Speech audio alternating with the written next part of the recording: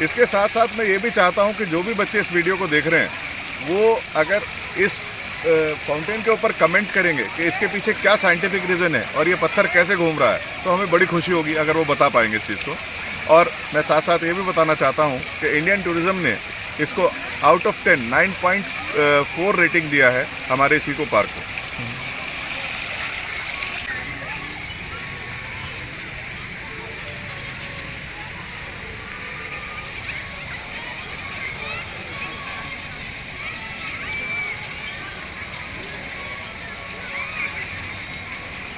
चलो अधिक लिखा बी सुपरमैन दिखाते हैं आपको। ये बी सुपरमैन करके एक झूला है, उसके अंदर आप वेट लगा है, अगर आप उठा सकते हो तो इस वेट को उठाइए।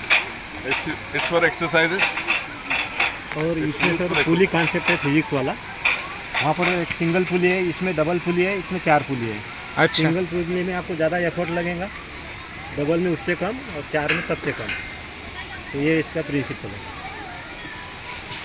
छोटे छोटे फिजिक्स के प्रिंसिपल इसमें दिखाएंगे। आइए चलिए ट्राई करके देखते हैं। Yes yes. ये हल्का है सर।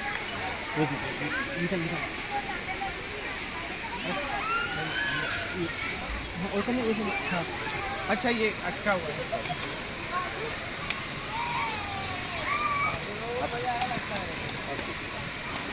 बिल्कुल हल्का है। आप पहले सिंगल पुली वाला भी ट्राई करिए, फिर डबल और फिर ट्रिपल।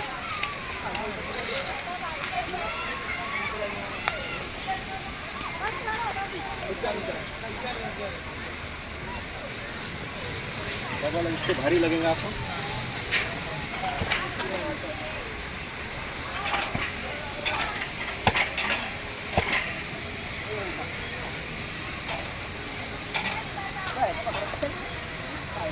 आइए इस इको पार्क में आइए और ये ट्राई करके देखिए।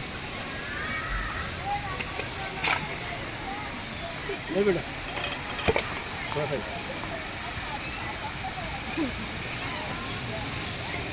सबसे हेवी।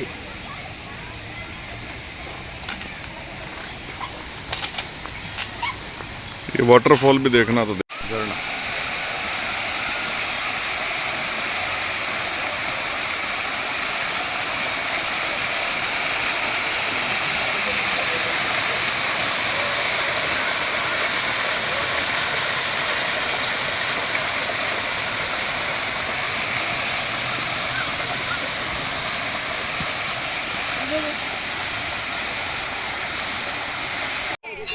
ये बच्चे को झूलते हुए ले सकते हैं, एंजॉय करते हैं।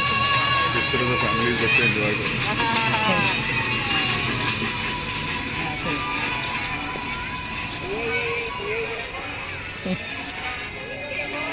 ये इल्यूजन है उधर पैरेट वाला, पैरेट इन केज।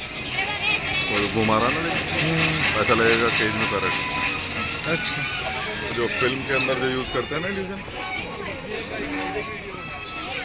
घुमाइए घुमाइए घुमाइए घुमाइए।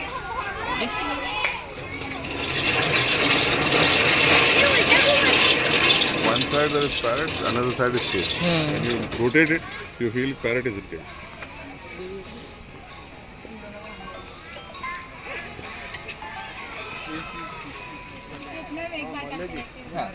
चलो ट्राई करते हैं फिर से। हाँ।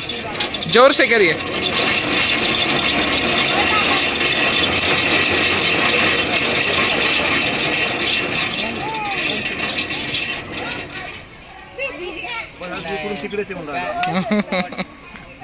क्योंकि आज हम इको पार्क में हैं, तो आज मैं एक और चीज़ यहाँ पे दिखाना चाहता हूँ। यहाँ पर हमने विभिन्न तरीके के मेडिसिनल प्लांट्स लगाए हुए हैं, जिससे कि हमारे आने वाले जो लोग हैं वो इन मेडिसिनल प्लांट्स को पहचान सकें और इन मेडिसिनल प्लांट्स का फ़ायदा उठा सकें। तो मैं आपको जैसा दिखाना चाहता हूँ, सर्पगंधा जो बड़ा फेमस प्लांट है, सर्पगंधा का प्लांट यहाँ पे लगा हुआ है, अश्वगंधा का प्लांट लगा हुआ है, इलायची का प्लांट यहाँ लगा हुआ है, बीबा का वृक्ष यहाँ लगा हुआ है, और इस तरीके के तमाम आंबे हरड़ लगा है, करांजी लगा है, खैर का पेड़ यहाँ लगा है, और तमाम पेड़ यहाँ इस तरह के लगे हुए हैं, जिससे कि लोग इनको पहचानें और इनका इस्तेमाल कर पाएँ।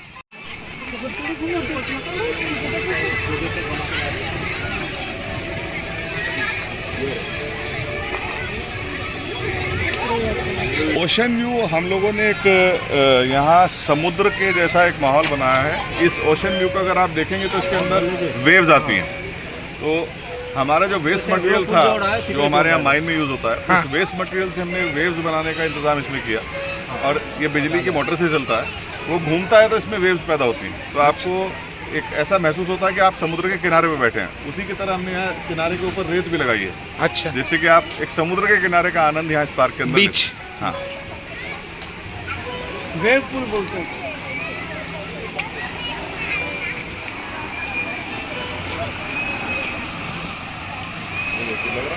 तो ये देखिए, ऐसा लग रहा है कि समुंदर के किनारे आए हैं और पास में रेत है।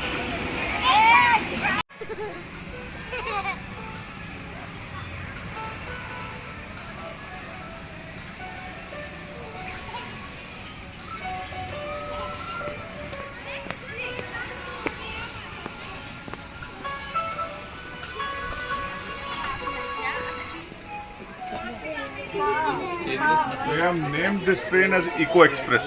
Okay, This is a toy train, again manufactured, again made from waste material of our mines. And this train is used for roaming around in the park, in the entire park, and all kids and adults also, they can roam around with this train. So let us enjoy. आइए।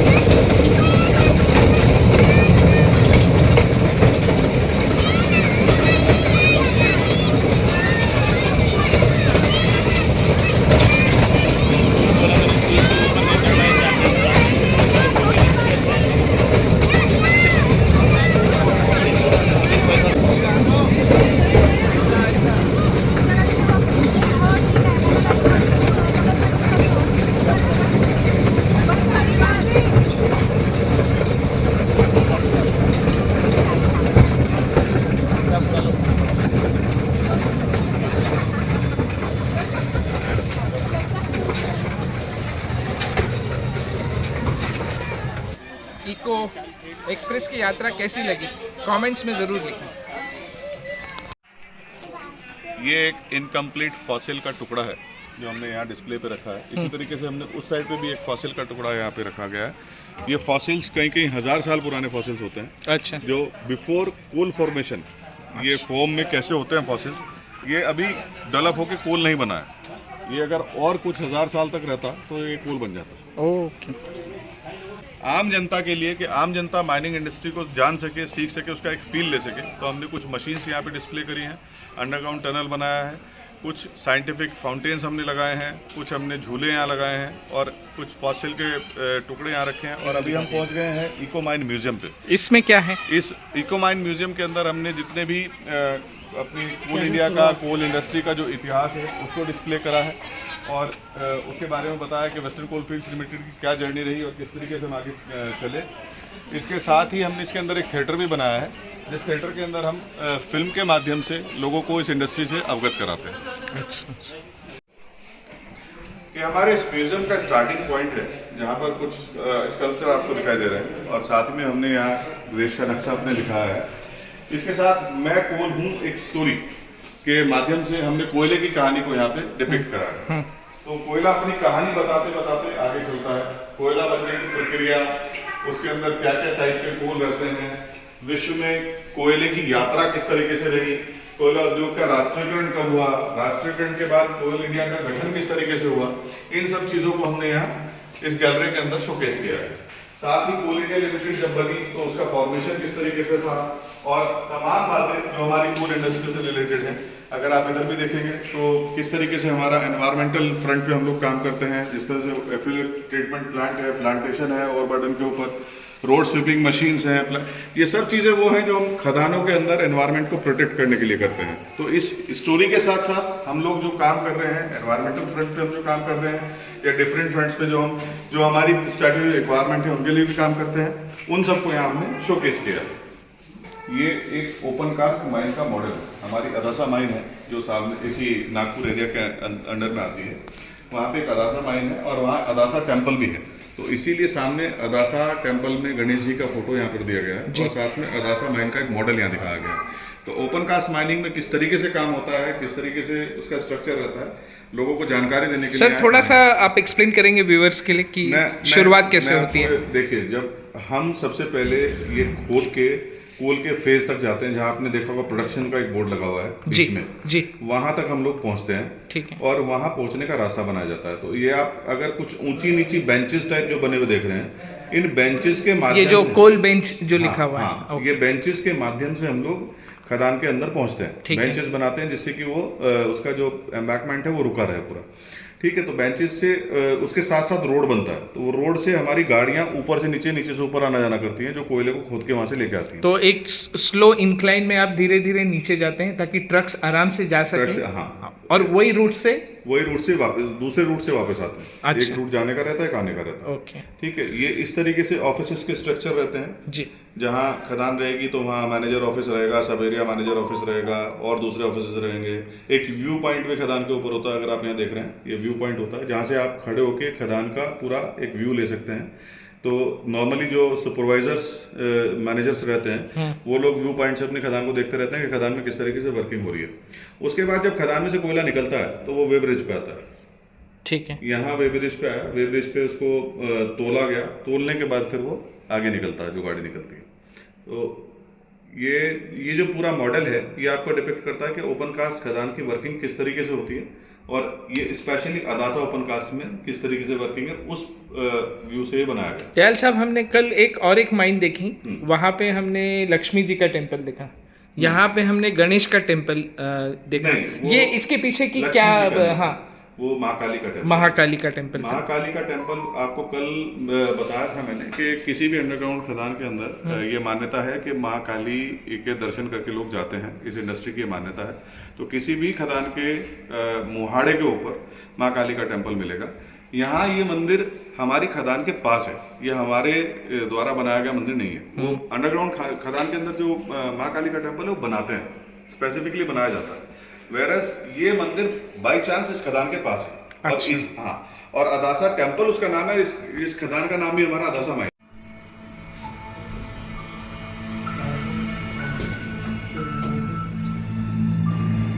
माना जाता है कि लगभग 5000 करोड़ वर्ष पूर्व हमारे सौर मंडल में पृथ्वी का निर्माण हुआ।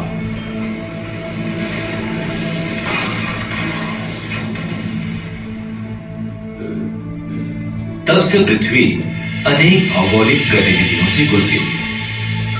बाद के चरणों में पृथ्वी पर प्रचुरता से जंगलों की भी उत्पत्ति हुई, जिसने कोयले के निर्माण के लिए जरूरी कार्बन पदार्थ प्रदान किए। आधुनिक युग में औद्योगिक विकास के लिए जरूरी ऊर्जा स्रोतों जैसे पेट्रोलियम, लिग्नाइट और जैविक ईंधन के साथ कोयला भी महत्वपूर्ण है। इसे काला हीरा भी कहते हैं। अकेले कोयले से वैश्विक विद्युत का 1/3 निर्माण होता है, जबकि भारत में लगभग 2/3 ऊर्जा का निर्माण होता है। पृथ्वी के भूवैज्ञानिक इतिहास में कोयले के निर्माण में 2 महान युगों को जाना जाता है। पुराना युग 225 से 345 मिलियन वर्ष पूर्व के कार्बोनिफेरस से लेकर पर्मियन काल तक फैला हुआ है। उत्तरी गोलार्ध में उत्तरी अमेरिकी यूरोप के कोयला संसाधन कार्बोनिफेरस अवधि के हैं। वहीं दक्षिण अमेरिका, दक्षिण अफ्रीका, भारत, ऑस्ट्रेलिया और अंटार्कटिका के कुछ हिस्सों के कोयला संसाधन पर्मियन युग के हैं, जो 190 से 225 मिलियन वर्ष पूर्व का है। कोयला निर्माण का दूसरा युग, जो गुणात्मक रूप से कम महत्वपूर्ण है, लगभग 135 मिलियन वर्ष पूर्व प्रारंभिक क्रेटेशियस में शुरू हुआ और 2.5 से 65 मिलियन वर्ष पूर्व तृतीयक अवधि के दौरान अपने चरम पर पहुंच गया था। लगभग सभी लिग्नाइट्स और पीट का निर्माण इसी युग में हुआ है। पत्तियों के टुकड़ों या पौधों में कोयले का बहुत पतला टुकड़ा होता है। रासायनिक विश्लेषण पर कोयले का एक टुकड़ा लकड़ी की तरह हो जाता है। यह साबित करता है कि कोयला पौधीय सामग्री से बना है। लेकिन लाखों साल पहले कोयले का निर्माण कैसे हुआ? यह एक दिलचस्प कहानी है। एक सिद्धांत के अनुसार कोयला बनाने के लिए वनस्पति जमा होकर C2 में बदल जाते हैं, जिसे आमतौर पर इन C2 सिद्धांत के रूप में जाना जाता है। एक अन्य सिद्धांत यह बताता है कि कोयला बनाने वाले वनस्पति पदार्थों को दूर स्थान पर ले जाकर पानी के नीचे संचित किया जाता था। इसे बहाव या ड्रिफ्ट सिद्धांत के रूप में जाना जाता है। संचय प्रक्रिया के दौरान रेत और मिट्टी के न्यूनतम मिश्रण के कारण इन C2 मूल का कोयला बेहतर गुणवत्ता वाला होता है। लेकिन एक स्थान से दूसरे स्थान तक परिवहन के दौरान रेत और मिट्टी के मिश्रण के कारण बहाव मूल के कोयले में उच्च खनिज पदार्थ होते हैं। यूरोपीय और अमेरिकी कोयला खदानें मुख्य रूप से इन C2 मूल की हैं, जबकि भारतीय प्रायद्वीप कोयला खदानें ड्रिफ्ट मूल की हैं। यदि कोयला सतह के काफी करीब है, यानी 150 मीटर या इससे कम गहरा है, तो खनन के लिए खुली खदान की पद्धति का उपयोग किया जाता है। खुली खदानों के लिए कोयला मोटा और क्षैतिज रूप से फैला हुआ होना चाहिए। इस पद्धति में चट्टान और मिट्टी की भारी सतह, जिसे आमतौर पर ओवरबर्डन के रूप में जाना जाता है, उसे पहले मशीनरी द्वारा हटा दिया जाता है। कोयला सीम के सामने आने के बाद मशीन द्वारा सतह को साफ किया जाता है। ओवरबर्डन और कोयले की सीम को विस्फोटकों के माध्यम से तोड़ा जाता है। अंत में टूटे कोयले को परिवहन के डंपरों में लोड किया जाता है।